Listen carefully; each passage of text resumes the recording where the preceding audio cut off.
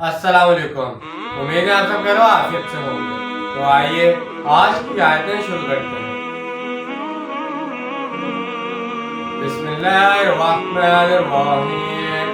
अवजिबतुम अन जाअकुम ज़िक्रुम मिन रब्बिकुम अला रजुलिन मिनकुम लियुनज़िरकुम वज़्कुरू इज़ जअलकुम खुलफ़ा'a मिन बअदि क़ौमि नूह वज़अदकुम फिल ख़ल्क़ि बत्ताता वज़्कुरू अलल्लाहि लअल्लकुम तुफ़्लिहून।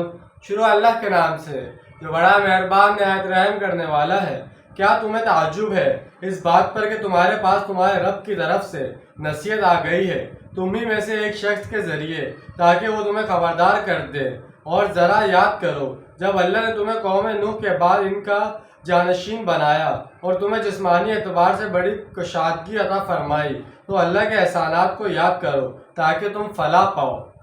कौम नूह की सतूत ख़त्म हुई और कौम तबाह व बर्बाद हो गई, तो इसके बाद अल्लाह ताला ने कौम आद को अरूज अता फरमाया।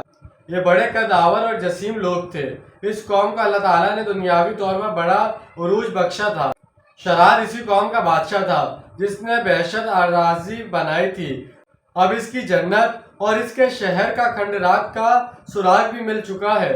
जजीरा नुमाए अरब के जनूबी सहरा में एक इलाका है जहाँ की रेत बहुत बारीक है और इसके ऊपर कोई चीज टिक नहीं सकती। इसी वजह से वहाँ आमदो रफ्त मुश्किल है, क्योंकि इस रेत पर चलने वाली हर चीज इसके अंदर धंस जाती है। इस इलाके में सैटेलाइट के जरिए जेर जमीन शदाद के इस शहर का सुराग मिला है जिसकी फसील पर 30 वर्ष थे।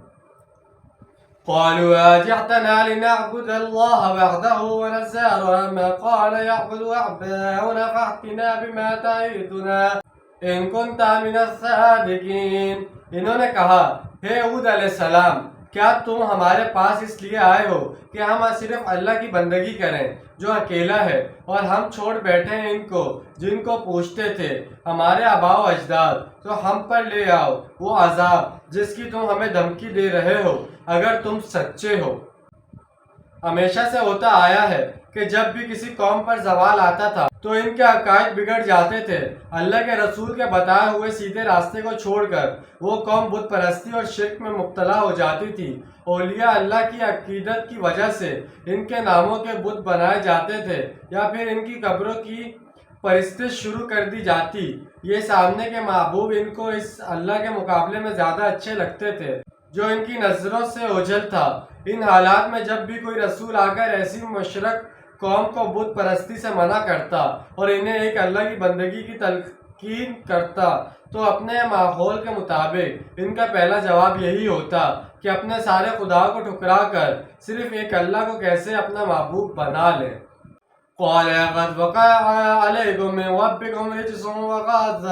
अतुजादिलूननी फी अस्माइ समयतुमूहा अंतुम व आबाउकुम मा नज़्ज़लल्लाहु बिहा मिन सुल्तान फंतज़िरू इन्नी मअकुम मिनल मुंतज़िरीन।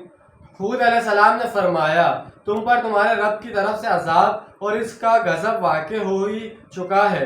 क्या तुम मुझसे झगड़ रहे हो इन नामों के बारे में जो तुमने और तुम्हारे आबाओ अजदाद ने रख लिए थे?